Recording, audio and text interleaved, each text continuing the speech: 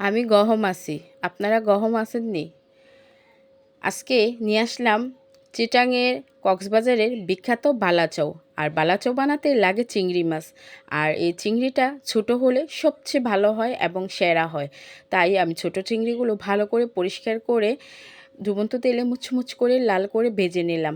তারপর শুকনো মরিচগুলো ভেজে নিলাম পেঁয়াজ কুচি, ধনিয়া কুচি, নিলাম সরিষার তেল ও স্বাদমতো লবণ।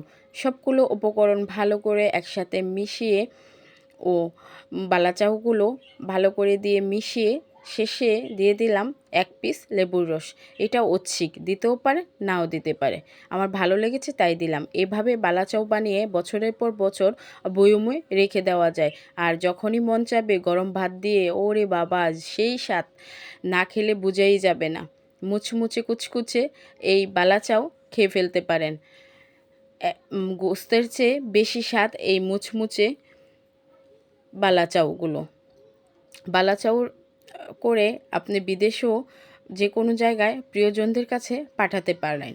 আমি এভাবে অনেকবার আমার কাজিনদের কাছে এভাবে মুচমুচে বালাচাও বানিয়ে পাঠিয়েছি। তারা বছর ভরা বয়মে রেখে খেয়েছে। যখন বাসায় কিছু না থাকবে বা গুস্ত বা কোনো কিছুতে রুচি ওঠে না, তখন এই মুখে রুচি ফেরাতে বালাচাওই সেরা।